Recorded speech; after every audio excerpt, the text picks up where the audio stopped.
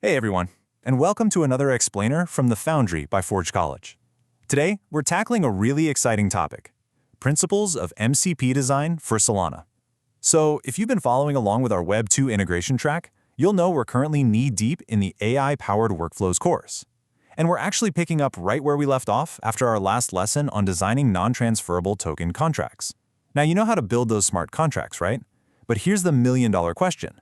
How on earth do we feed that highly compressed blockchain data to an AI model without, completely exploding its digital brain? Well, grab your hard hats, because today we're drafting the blueprint. Okay, so here's our game plan for today. We'll start with AI meets Solana workflows, move into the MCP library metaphor, look at on-chain versus off-chain boundaries, build an actual NFT enricher, and finally wrap up with the MCP design lifecycle. Let's just jump right in. All right, part one, AI meets Solana workflows and how we actually translate this data. We've got these two incredibly powerful technologies, right? Solana and AI. But out of the box, yeah, they interact about as well as two people speaking completely different languages without a dictionary. If you just throw compact binary data blobs directly at an AI, it's literally like handing it a scrambled puzzle and demanding a masterpiece. It just doesn't work. Models, by their very nature, absolutely crave predictability. The last thing they want to do is wrestle with RPC rate limits or decode raw block finality. They just want the facts, completely neat and tidy, plated on a beautiful JSON platter. So how do we give them that? Well, that brings us to Section 2, the MCP library metaphor. And guys, this is absolutely not a black box. This is basically our foundational blueprint.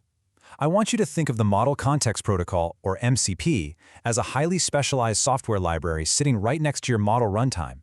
It curates, formats, and resolves the exact context your model needs. What's so brilliant about this is how perfectly it separates our responsibilities. I know it's super tempting to just bundle everything together into one messy pile. But look, storage, that belongs to the data systems. Inference and all the actual thinking, that stays squarely with the AI model. But the translation, curation, and formatting, that all happens right here in the middle, inside our MCP.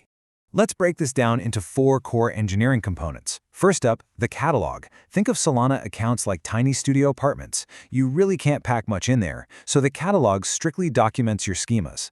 Next is fetch. This handles your transport and crucially shields our AI from those pesky RPC rate limits.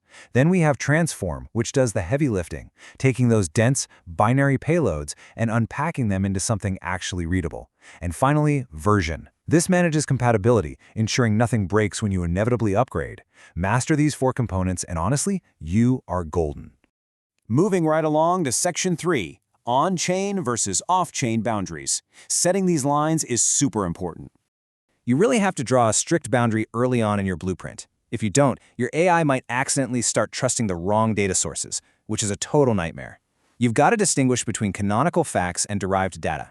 So, absolute truths, things like mint authority or on-chain royalties, those stay securely on the on-chain side of the fence. But remember, AI models are greedy for context, right? They want the aggregated sales history, sentiment analysis, nice natural language summaries. All those heavy computational enrichments, those sit strictly off-chain. If you get this boundary right, your AI will always know exactly what's a hard fact and what's just an off-chain derivation. All right, Section 4. Let's look at a practical example and build an NFT enricher. Theory is great and all, but we love looking at how this works in the wild. Let's say we have an AI assistant that's trying to summarize recent Solana marketplace activity.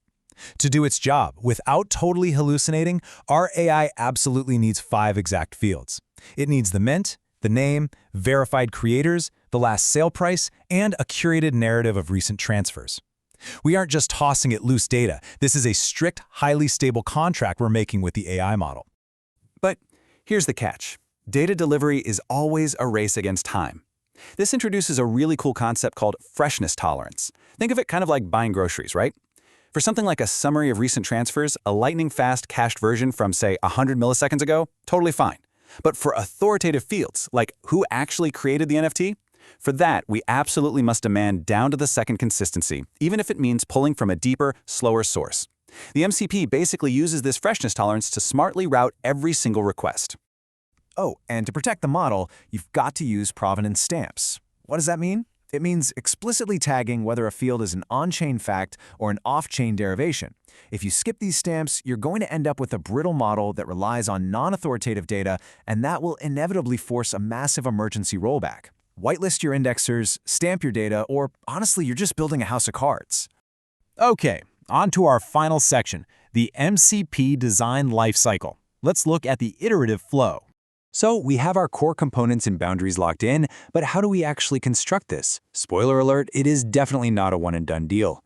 We use a 6-step procedural flowchart to ensure the system never stagnates. First up, requirements. You have to know exactly what your model craves. Second is the prototype phase. Test your payload sizes here before Solana's CPU costs literally eat you alive. Third, the contract. Lock down your single source of truth. Fourth is implementation, where we build the logic and caching. Fifth, instrumentation. Add your metrics, because hey, we trust hard data, not guesswork. And finally, step 6, evolution. This is all about safely upgrading the system over time. Let's actually zoom in on that evolution step for a second. When project requirements change, and let's be real, they absolutely always do, you cannot just break the existing contract. You have to introduce new enrichments as optional fields. So say moving from a v1 to a v1.x schema. If you absolutely need a breaking change, then you build a migration bridge and run it in dual mode. This is the secret sauce that keeps both your AI and your engineering teams moving forward without breaking production. Which brings us to the ultimate question for today. As we prepare to decode actual account fragments, how will you choose data representations that perfectly balance performance, cost, and extensibility? Well, that question sets up the blueprint for our next lesson perfectly, which is all about modeling Solana data for MCPs. Be sure to head over to forge.college to continue your journey, dive into more Web3 topics, and really take your Solana skills to the next level. Thank you so much for joining me on this explainer, and I will see you in the next one.